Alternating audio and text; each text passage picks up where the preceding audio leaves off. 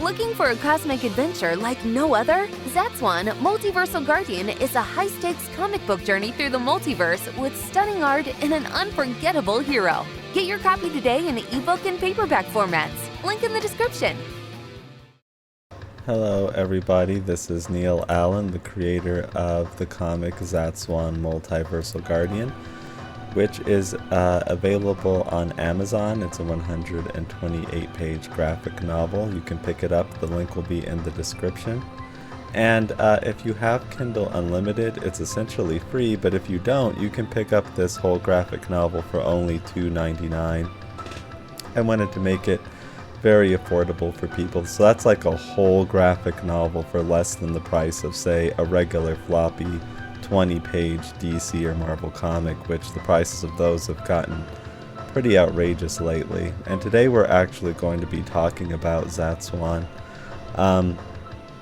If you've been watching the channel lately, then you probably have picked up on that I like engaging with my viewers and readers, so I'm going to do that a bit today while I have footage of me working on the next volume of Zatswan, Zatswan Stardust Embrace. So Multiversal Guardian is already available and out, but just because I have that one out doesn't mean that Zatswan stops.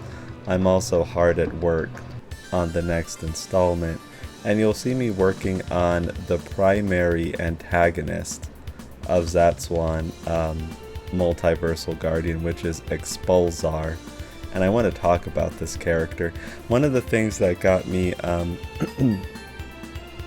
inspired to make this video was a couple of reviews I got about Multiversal Guardian that I'm going to want to read.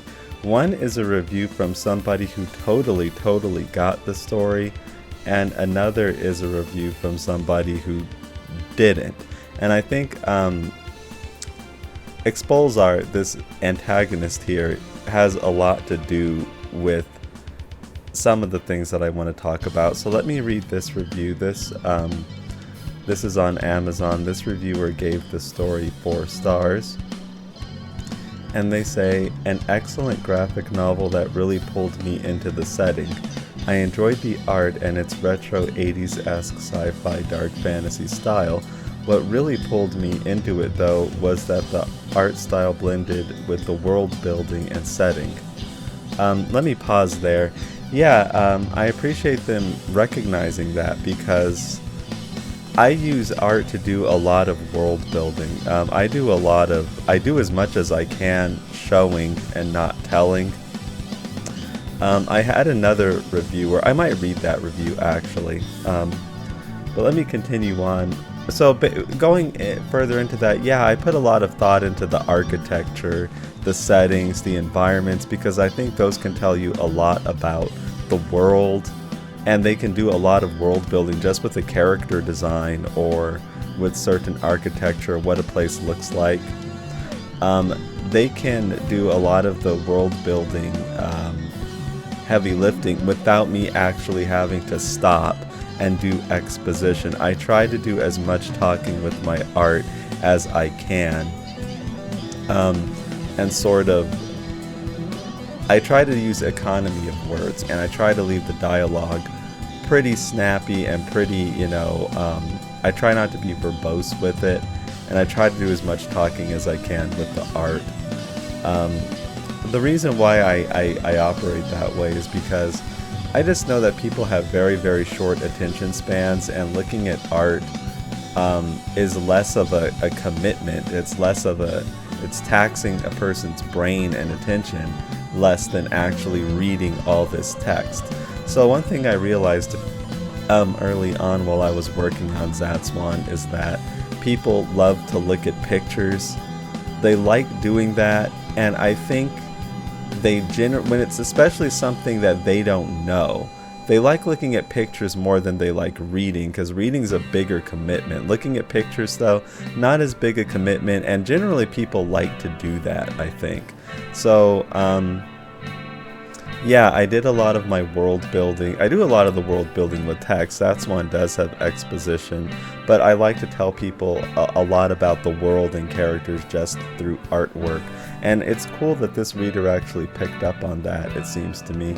But moving on with the review, I did believe that the start of the story was a bit abrupt, that it could have used some more exposition to introduce the main character more, but once I continued reading, I became hooked. Let me pause there again.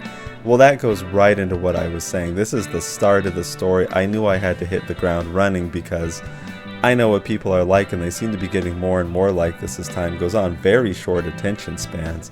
So we have to factor in that Zatswan is this thing that nobody knows what it is. Nobody's heard of it. I'm fully aware of that.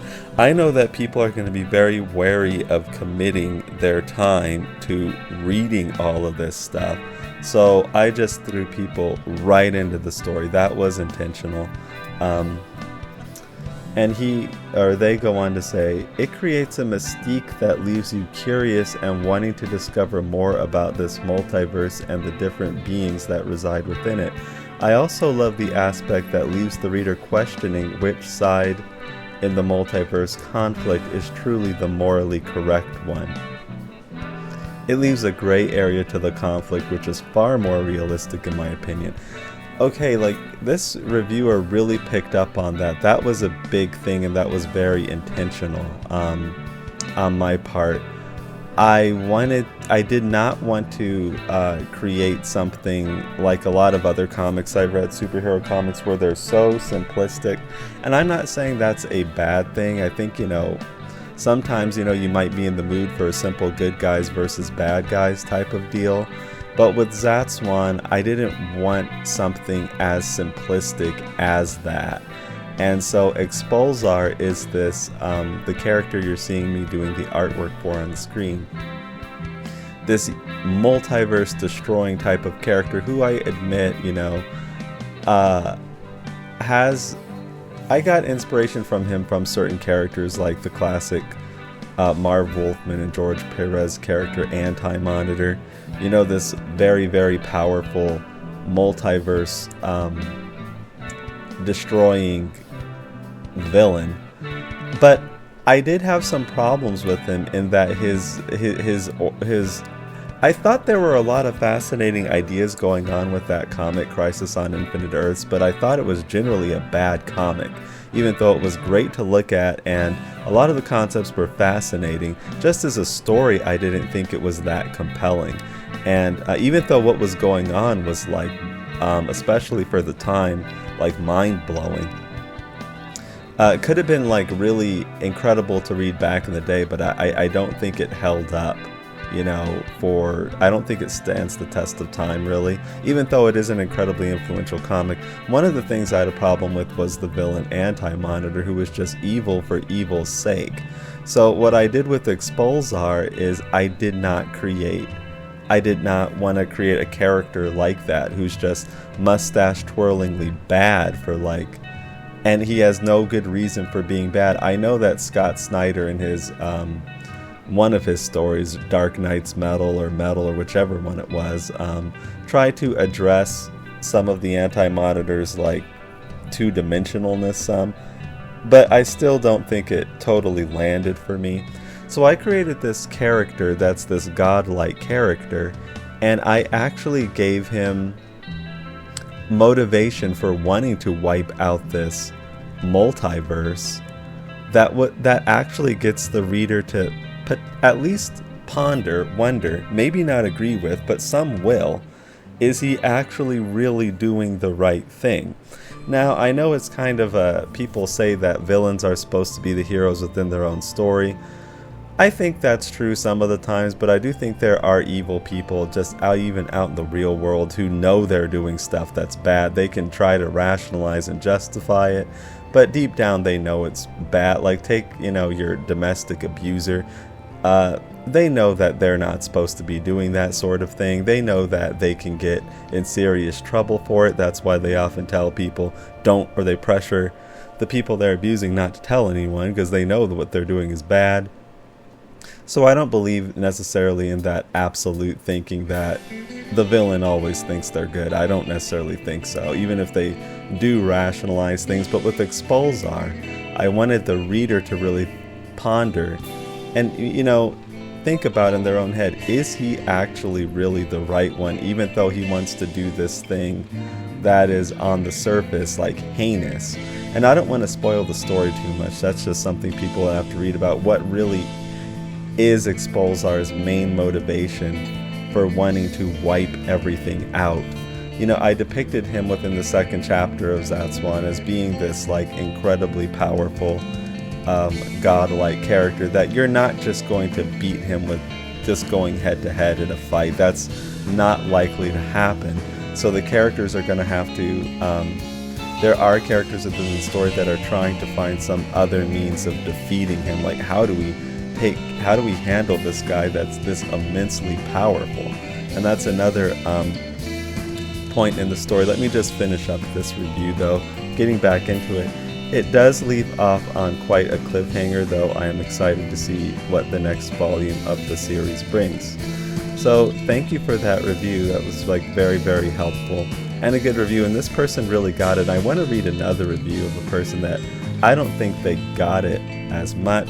This one gave the book 3 stars and the title of the review is interesting, and the reviewer says, "The author has created an interesting new world with multiversal troubles and dangerous enemies. The romance is engaging with just enough hint of a mega destiny. However, the story is confusing. In a regular sci-fi or superhero comic, we usually have a clear view of who is the good guy versus who is the bad guy. Here, the hero himself takes so long to figure out the universe, plus the story open threads and leaves them hanging, like Lee. It was still an interesting read, but it would have been better without these issues." So, I do have some thoughts about that review, and I do want to make it clear, like, I'm not on here trying to refute people's opinions, but I do want to, like, talk. I do like engaging with people, and especially about something like Zatswan. So yeah, this seems to be a person who was looking for sort of a more straightforward good guys versus bad guys thing, and I understand that because that's what people are used to seeing in superhero comics. I think Zatswan here throws some curveballs at the reader that I think might be unexpected. They might be thinking they're getting into a simple good guys versus bad guys type of deal. But then they're like, wait a minute, this is a little more complex than I thought. And I guess maybe I lost some people with that, perhaps. Like, who is the good guy here? Apparently, I suspect they may have found that to be one of the confusing things. Some of like the concepts going on with Zatswan, and also how it handles the narrative. The point of it was that it's not that there's no good guy and no bad guy. It's just left up to the reader to decide who is the good guy and who is the bad guy here, if there really are good, or are there good guys or bad guys. It's meant to make the reader kind of ponder about things. I think even though it is an action superhero comic book with some romance and things like that in it, it's also something that's meant to make, a person think about things. Think about things within the story, think about things within the real world. The thing about it, though, is I may have my own opinions about, what's going on in Zatswan, but at the same time, I kind of leave my own opinion out of it. I'm more so just interested in presenting the views of these characters. That's kind of what I'm about. But, I do appreciate everybody leaving reviews. To me, the story isn't confusing, but it is good to hear from that sort of reader who, might be thinking like, well, this was a bit much, actually. Like, this isn't what I was expecting. I think, I think the thing that was confusing is that, like, the morality issue going on in Zatswan. What is right and what is wrong? I think some people might not have been expecting that, and may have been expecting more of a straightforward, good guys versus bad guys thing. Which with Zatswan, like I said, I was kind of more interested in keeping that action going. I'm not interested in like preaching to people much. But also I do want to get people to think a bit, you know, think for themselves about this, not have me like tell them what is right and what is wrong, but you know, think of this conflict here and think to themselves, like, are these people that seem to be the antagonists, are they really that bad? But yeah, thanks for reviews, and if that does sound interesting to you, like these things within the story, or if the art seems cool, yeah, please pick up Zatswan, as I was saying, on Amazon. And yes, let me know what you think in the reviews. That is really, really helpful. You know, like I said, I'm interested in hearing what people think and engaging with, you know, the readers about that. And I do greatly appreciate everybody who has left reviews.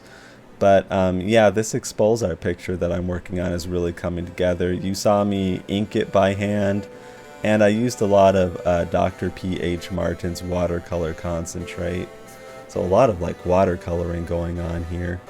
And this is Expulzar, the big godlike antagonist of Zatswan Multiversal Guardian. A really fun character and pretty deep too, with interesting motivations. And I do hope you check out those motivations in the comic book. And I will talk to all of you again and have more Zatswan videos on the way. Take care until then, okay?